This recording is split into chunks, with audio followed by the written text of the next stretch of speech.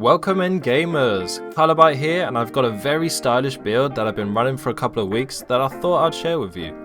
It's a Wield Dragonknight dual wield build for PvP. I wanted to make a build that focused on the dual wielding playstyle. That means I tried to put something together that uses as many dual wield skills as I could. What I've come up with is a blast to play in both Battlegrounds and Cyrodiil. If you want the short version of this build, then check out my 1-minute build version. I'll leave a link to that in the description. But if you want the all-in-depth details, then stay right here. So let's get into it.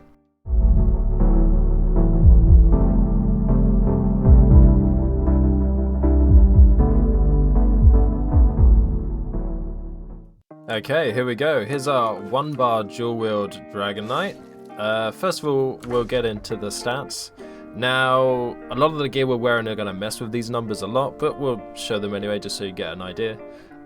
Firstly, the attribute points. We have 43 into health to give us a really nice health pool and 21 into stamina. That gives us about 36k health, 24k stamina, and 13k magicka. It's going to be a bit lower in Battlegrounds. But yeah, that's what we've got. A very nice stam recovery pool, especially on the Dragonknight, at almost 2k. Weapon damage is around 5k, but again, the armor sets will change this. About 5k penetration, and then 26k resistances with 1500 crit resist. Important things you're going to need to know is our race is the Nord for the extra resistances, max health and max stamina. So that's really nice. We are using the Serpent Munderstone for the extra stamina recovery, and we're using our Teum Takeaway Broth for the max health, health recovery, max stam, and stam recovery. Okay, right, so let's get into the sets. Like I said in the intro, this build I really wanted to use as many dual wield skills as possible, just because I wanted it to be stylish and cool.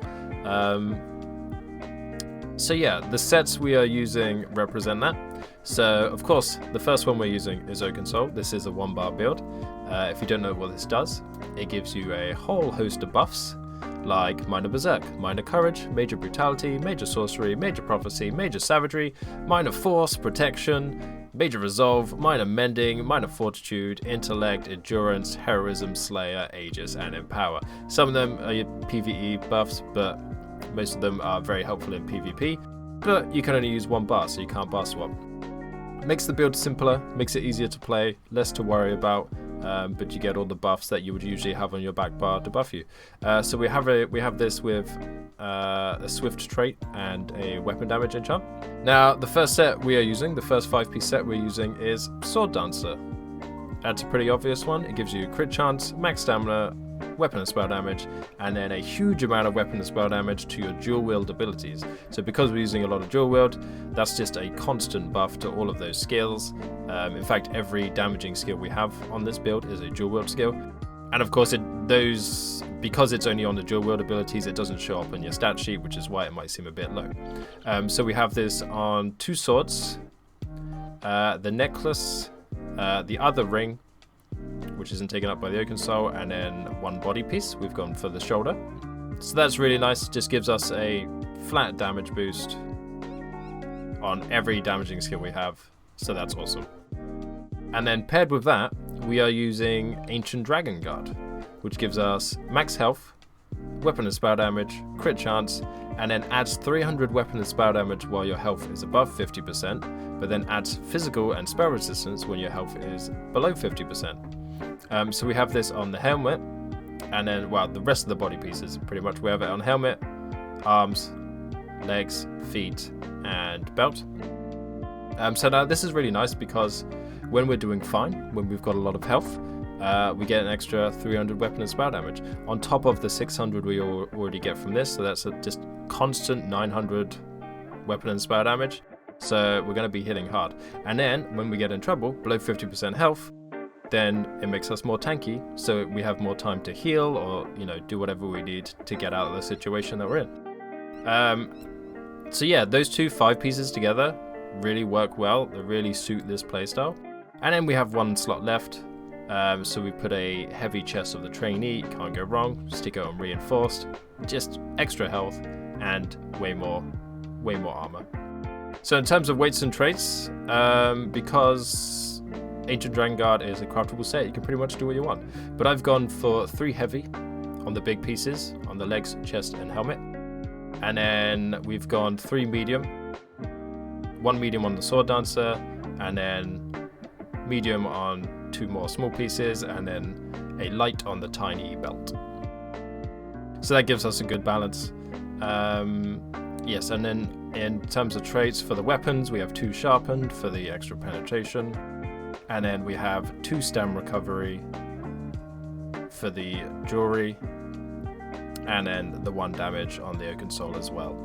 We are running 3 swift on the jewelry. That might be overkill. If you do find out you're running out of stamina and you need some more sustain, I recommend keeping the keeping the enchantments as they are, but just maybe change one of these to infused. Maybe change the necklace to infused stam recovery, just to get that little bit of extra recovery. We are using spin to win on this build, and I understand how addicting it gets to spam that as much as possible, which means you run out of stamina. So every now and then we do have to weave a heavy attack in, just to make sure we don't completely run out of stamina if we get caught by a stun when we don't expect it. But yeah, I found a good balance with this.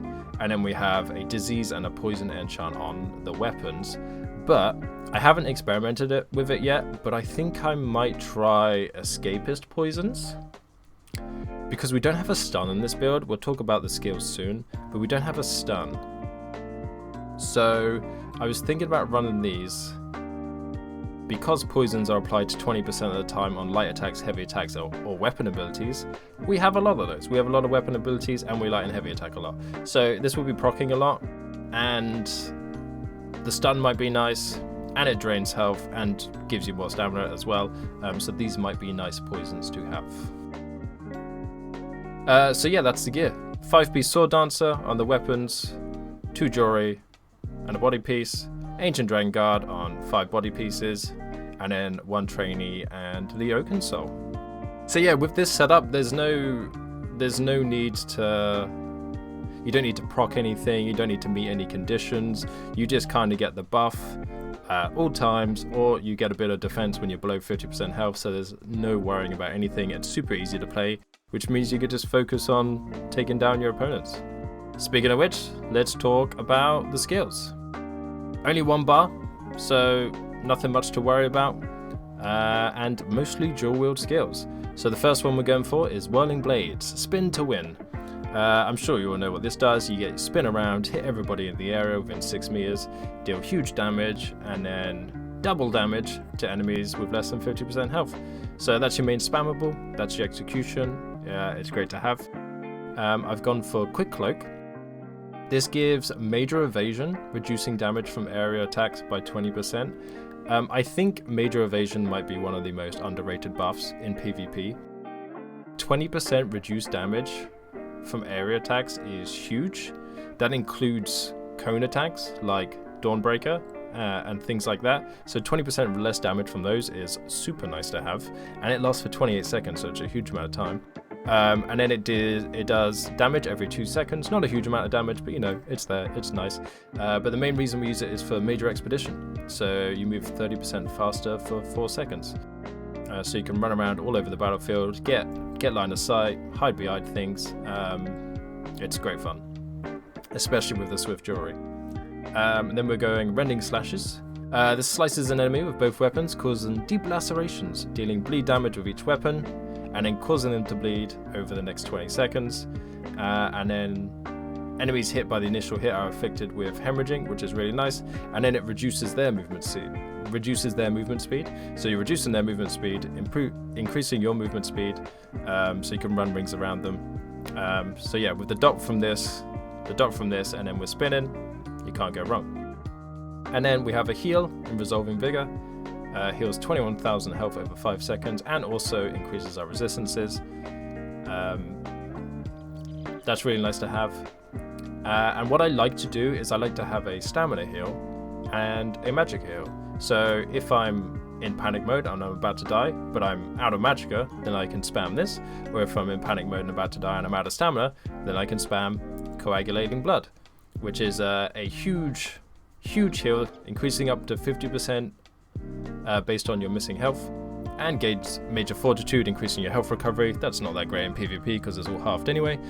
But yeah, it's nice to have. So what I would usually do, if I get close to dying, you'll probably want to pop this first to get the huge burst, because it heals more based on your missing health, and then top up with Resolving Vigor. But yeah, you can do it either way based on how many resources you have. This is still a pretty quick heal, even though it's a heal over time, it's only over 5 seconds, so you still heal quite nicely. And then our ultimate, we've gone for the dual wield ultimate.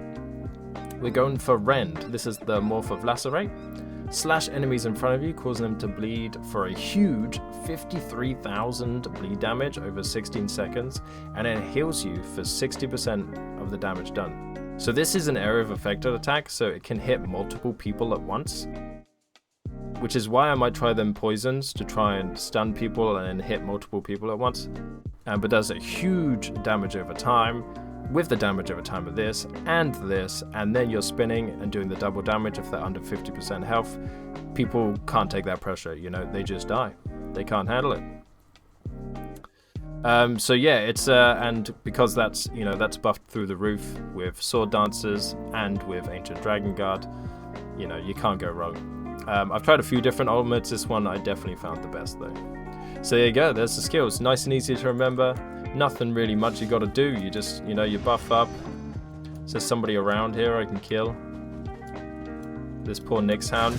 So you do this, you hit them with this, you hit them with Rend, and you know, then you just start spinning to win, and then that's literally it. And of course, because you see how quick you are, you can move on your feet, get behind line of sight, rush out of people, you know, it's a really fun playstyle. It's always my favorite, being able to move about and run rings around people. But yeah, there you go. So last thing we need to go through is champion points if you want to play this in Cyrodiil, because it works in Cyrodiil and Battlegrounds. First thing, green tree, you don't really need anything too important, just maybe the movement speed one, but I always recommend break full to reduce your full damage by 35%. That's good for falling off keeps or falling off cliffs when you're in Cyrodiil. That's the best one to have there. For the blue tree, we have Master at Arms, increasing your damage done with direct damage attacks by 3%. So that's our spin to win and the first hit of our rending slashes. So that's really nice. Ironclad reduces damage taken by up to 6%. Focus Mending, increasing our healing done, so our Resolving Vigor and our Dragon Blood both get improved by this. So that's really good. And Thaumaturge, increase your damage done with damage over time, which we have a lot of. So there's loads of extra damage coming in there. Red tree, we've gone for Biodos Vitality for the extra health. Celerity for the extra movement speed. Again, I might have got a bit overkill on the movement speed. I could probably change some of that up and get some more damage or some more recovery. But I really like the movement speed, so it's there. Pain's Refuge, reducing your damage taken by 2% for every 2 negative effects on you. Must have in PvP, you've always got negative effects on you, so we got that one. And Juggernaut. While under the effects of crowd control immunity, you take 1% less damage per stage, so 5% damage reduction. So there we go. Nice and easy, simple build, super fun to play, super stylish. I really like the playstyle. And there you go. Hope you enjoy. And that's the build. Thank you so much for watching. This build is out of the ordinary, but I'm a big fan of weird, so I like it. If you want to check out any of my other 1-bar weapon builds, then be sure to check out the channel. And whilst you're there, why not hit that subscribe button? Thanks everyone for watching, have a great day, and I'll see you in the next one.